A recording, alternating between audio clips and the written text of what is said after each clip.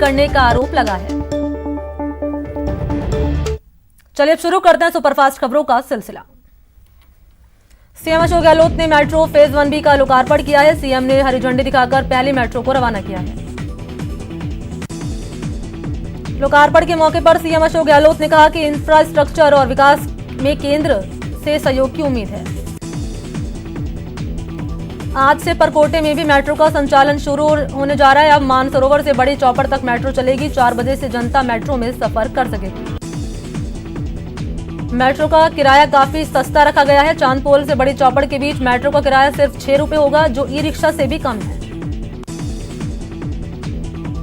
Metro 11.3 kilometre का सफर 26 minute में तय करेगी। 3,149 करोड़ रुपए की लागत से बनी ये मेट्रो लोगों के समय को काफी बचाएगी। प्रोजेक्ट की पहली ट्रेन की कमान महिला पायलट शेफाली ने संभाली। शेफाली इस प्रोजेक्ट को लेकर काफी उत्साहित हैं। लोकसभा अध्यक्ष ओम बिरला की पहल पर आज डेली पैसेंजर्स को कोटा से नागदा के बीच चलने वाली नई ट्रेन की सौगात मिली। रेलवे बोर्ड ने कोटा नागदा कोटा के बीच स्पेशल ट्रेन चलाई है। कोटा नागदा इंटरसिटी एक्सप्रेस के चलने से इलाके के लाखों यात्रियों को काफी फायदा होगा। पहले दिन प्लेटफॉर्म से रवाना होती ट्रेन में यात्री कम दिखे, लेकिन आगामी दिनों में इससे यात्रियों को फायदा होगा। ट्रेन में कोरोना गाइडलाइन के सभी नियमों का पालन किया गया। रवाना होने से पहले ट्रेन को सैनिटाइज भी किया गया। प्रदेश बीजेपी के मुख्य प्रवक्ता और विधायक रामलाल ने राजस्थान में बढ़ रही आत्महत्या की घटनाओं पर चिंता जाहिर करते हुए राज्य सरकार पर सवाल खड़े किए हैं। ग्राम पंचायत चुनाव के दूसरे चरण में आज से 1028 ग्राम पंचायतों के लिए नामांकन दाखिल करने की प्रक्रिया शुरू हो जाएगी। इसी दिन 9,662 वार्ड पंचों के लिए भी पर्चा दाखिल किया जा सकेगा। पर्चा दाखिल करने का शाम 5 बजे का समय रखा गया है। राज्य निर्वाचन आयोग द्वारा जारी चुनावी कार्यक्रम के मुताबिक 24 तारीख को नामांकन पत्रों की जांच होगी। 24 तारीख को ही दोपहर 3 बजे तक नाम वापस लिए जा सकेंगे। 3 अक्टूबर को मतदान होगा। मतदान की समाप्ति के बाद मतगणना कराई जाएगी। इसके बाद चुनाव परिणाम घोषित कर दिए जाएंगे। पंचायत चुनाव के दूसरे चरण के लिए आज नामांकन प्रक्रिया चल रही है, लेकिन दौसा की 3 ग्राम पंचायत ऐसी है जहां ग्रामीणों ने नामांकन दाखिल नहीं करने का फैसला किया है। बीकानेर में पंचायत चुनाव को लेकर कलेक्ट्रेट में समीक्षा मीटिंग हुई, जहां जिला कलेक्टर नमित मेहता की अध्यक्षता में आयोजित इस मीटिंग में सभी प्रशासनिक अधिकारियों ने हिस्सा लिया। करौली में 43 ग्राम पंचायतों के लिए नामांकन पत्र दाखिल करने का काम शुरू हुआ। इस दौरान सरपंच और वार्ड पंच के लिए नामांकन दाखिल करने वालों में उत्साह नजर आया। पहले से घाटे में चल रहे राजस्थान रोडवेज के हालात में 1 महीने में सुधार आने लगा है। कोरोना काल में जो यात्री भार घटकर 50% रह गया था, वो अब बढ़कर 75% से ज्यादा हो गया है। प्याज बुआई के सीजन में लगातार 2 महीने तक यहां प्याज की मंडी सजती है और करोड़ों का कारोबार होता है। इन दिनों इलाकों के खेतों में प्याज की बुआई की जा रही है। प्याज की फसलों पर दवाओं और कीटनाशकों का छिड़काव किया जा रहा है। प्याज का बीज बेचने वाले व्यापारी इस इलाके में आकर खुश दिखते हैं। अजमेर के नगरपालिका अधिशासी अधिकारी के साथ अज्ञात लोगों ने मारपीट की घटना को अंजाम दिया। मामले में पीड़ित अधिकारी के बयान पर विजयनगर थाने में मुकदमा दर्ज हुआ। अधिकारी का आरोप है कि मंगलवार दोपहर जब वो भोजन करने के लिए जा रहे थे, उसी दौरान एक बाइक सवार ने उनकी कार में टक्कर मारी और आपत्ति दर्ज करने पर उन पर लाठी और सरिये से हमला कर दिया।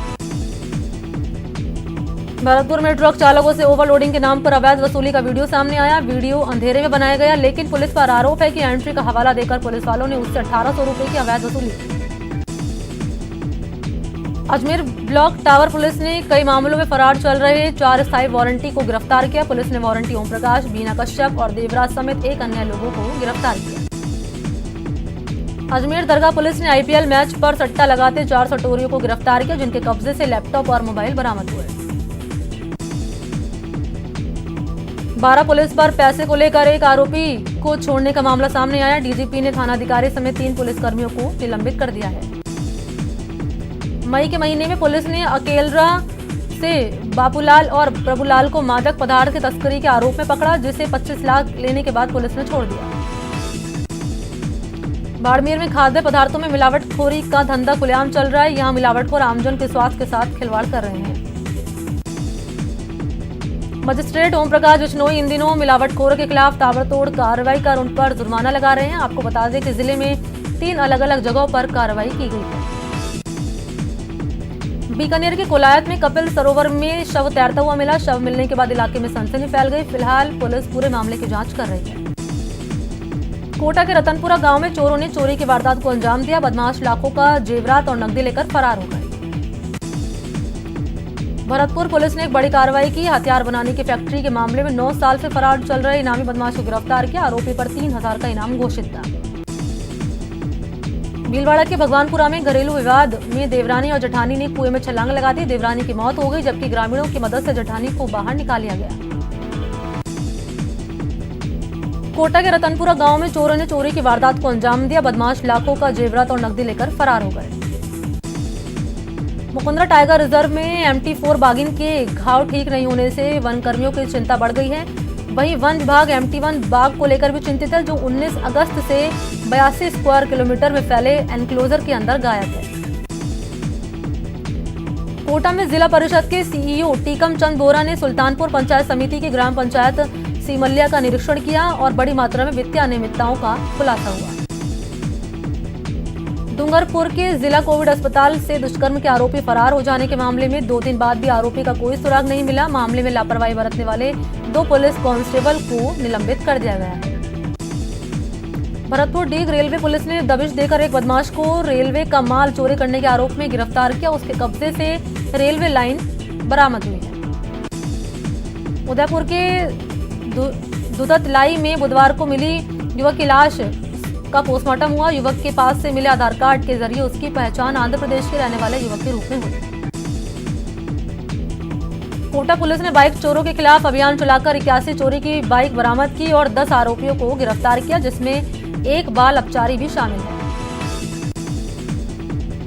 भरतपुर के जुरहरा थाना क्षेत्र में पुलिस का मनमाना रवैया सामने आया, जहां पीड़ित परिवार करीब 20 दिन से थाने के चक्कर काटता हुआ नजर आ रहा है, जिसके बाद पीड़ित परिवार इस प्रकार के माध्यम से मामला दर्ज कराने को मजबूर हुआ है। भरतपुर में आज सिमको संघर्ष समिति के पदाधिकारियों ने पत्रकार वार्ता आयोजित कर सिमको स्कूल को तोड़ने और खेल मैदान में जगह जगह गड्ढे खुदवाने को लेकर आक्रोश जताया। नागौर के डिडवाना में वक्फ संपत्ति कब्रिस्तान की जमीन पर भूमाफिया ने अतिक्रमण कर लिया है। चूरू के देपालसर रेलवे ट्रैक पर एक युवक की ट्रेन की चपेट में आने से मौत हो गई। पुलिस ने शव का पोस्टमार्टम कराकर परिजनों को सौंप दिया। कोटा के बोरखेड़ा इलाके में एक कार नियंत्रित होकर नहर में जा गिरी। गनीमत रही कि नहर में पानी नहीं था। वहीं मौके पर मौजूद लोगों ने कार सवारों को सुरक्षित बाहर निकाल लिया।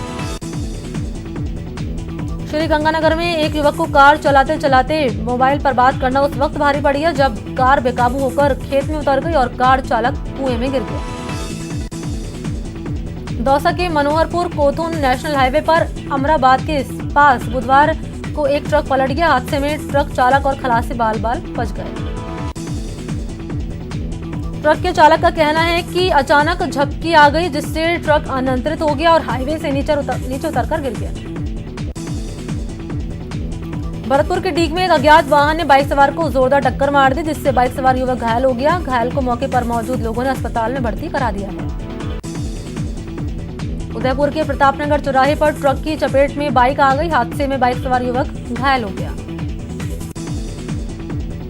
अजमेर की दरगाह थाना पुलिस को अंदर कोट क्षेत्र में एक युवक की हत्या की गलत खबर मिलने से पुलिस परेशान हो गई। मौके पर पहुंचकर पुलिस ने देखा कि वहां पर एक 1.5 साल की बच्ची की बीमारी से मौत हो गई है। सवाई माधोपुर के भदलाव गांव में एक बुजुर्ग महिला पर अचानक से किसी वन्यजीव ने हमला कर दिया है।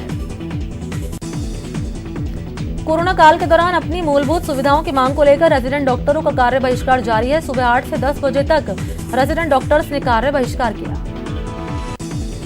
Jaipur association of resident doctors की बैनर तले रेजिडेंट कार्य डॉक्टर जो है बहिष्कार कर रहे हैं। डॉक्टर्स पिछले 3 दिन से कार्य बहिष्कार कर रहे हैं। बीकानेर में केंद्र सरकार के कृषि बिल के विरोध में NSUI संगठन के छात्रों ने हाईवे जाम कर प्रदर्शन किया।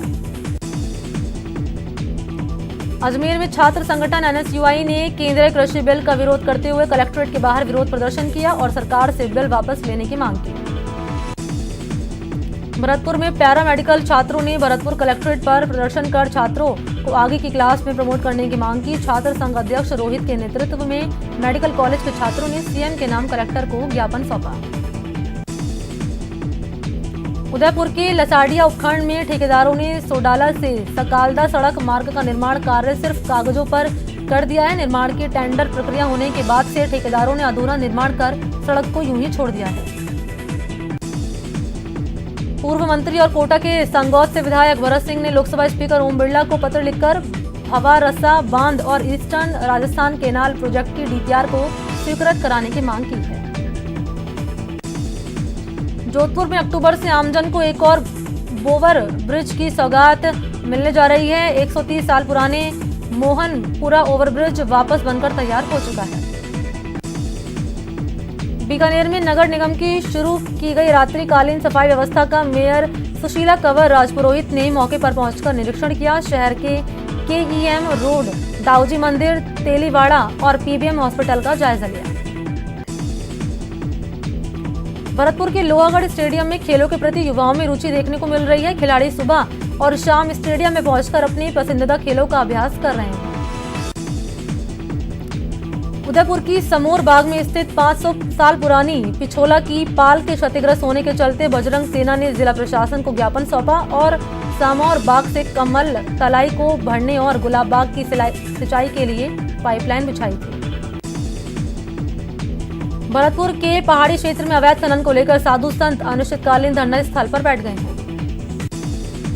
धरने पर बैठे हरिबोल बाबा ने बताया कि पहाड़ी उपखंड क्षेत्र में हो रहे अवैध खनन को लेकर साधु संत चिंतित है। पर्यावरण को अवैध खनन कर्ताओं द्वारा नष्ट किया जा रहा है।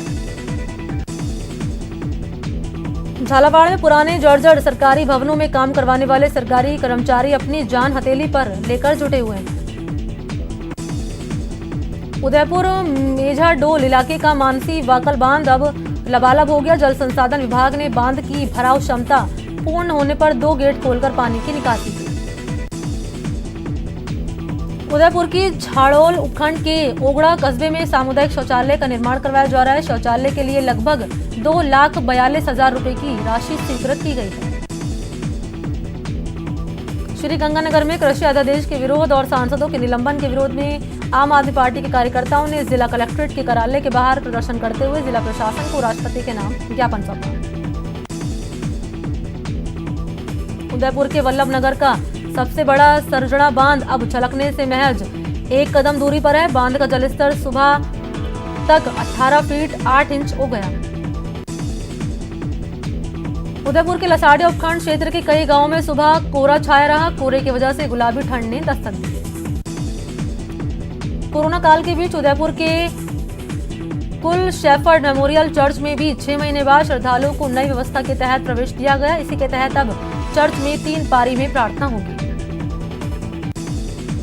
कोटा ग्रामीण की सड़कें बारिश के चलते खराब हो गई हैं। सड़कें खराब की वजह से लोगों का जनजीवन प्रभावित हो रहा है।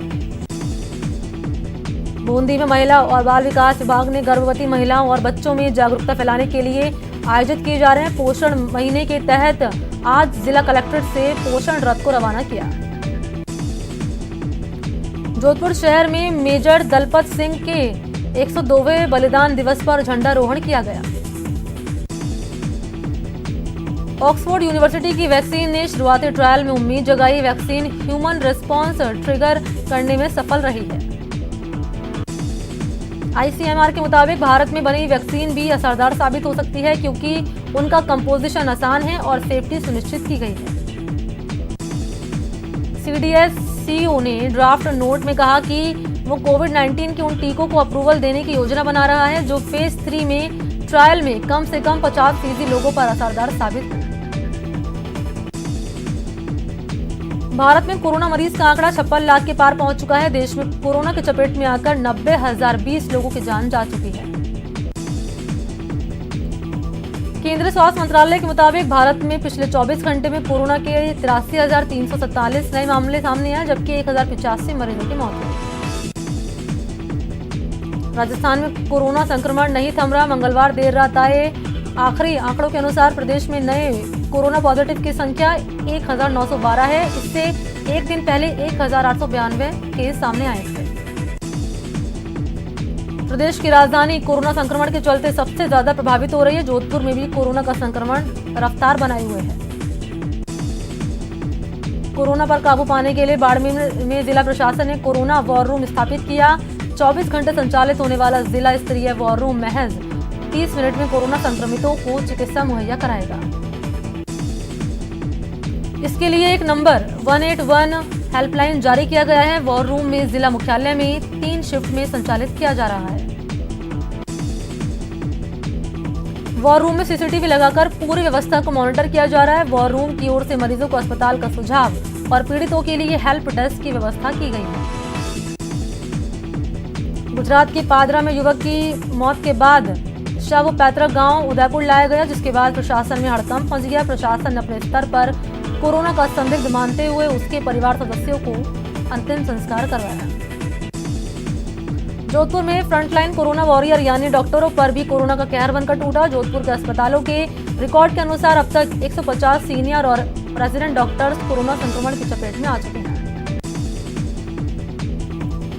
पोखरण में कोरोना का प्रकोप लगातार जारी है। इसी के अंतर्गत पोखरण में 16 नए केस सामने आए। इसमें चोरी का एक आरोपी भी शामिल है। जोधपुर में एम्स और मेडिकल कॉलेज के अस्पताल अब फुल हो गए हैं, जिसके बाद जिला प्रशासन ने रेलवे से उनका अस्पताल कोरोना मरीजों के लिए मांगा। अब प्रशासन अन्य अस्पतालों में व्यवस्था करने में जुटा है। अजमेर में बरसों से चले आ रहे कार्यक्रमों पर अब कोरोना का कहर साफ देखने को मिल रहा है, जिसके तहत आने वाले महीने में होने वाले सभी धार्मिक कार्यक्रमों को स्थगित कर दिया गया है। डूंगरपुर में बढ़ते कोरोना मरीज को देखते हुए जिला प्रशासन जिले भर में नो मास्क नो एंट्री की शुरुआत की। जिला कलेक्टर कानाराम ने अभियान की शुरुआत की। कोरोना से बचाव के लिए जागरूकता यात्रा के लिए हेरिटेज आयुक्त लोकबंधु ने हरी झंडी दिखाकर नगर निगम से ऑटो और ई रिक्शा को रवाना किया। विदेशी अभिदाय संशोधन विधेयक 2020 को राज्यसभा में पेश किया गया। ये बिल लोकसभा से पहले ही पास हो चुका है। विपक्षी सांसदों के व्यवहार से दुखी राज्यसभा के उपसभापति हरिवंश नारायण सिंह ने अपना उपवास तोड़ दिया। उन्होंने मंगलवार को सभापति एम वेंकैया नायडू को पत्र लिखकर उपवास की घोषणा की।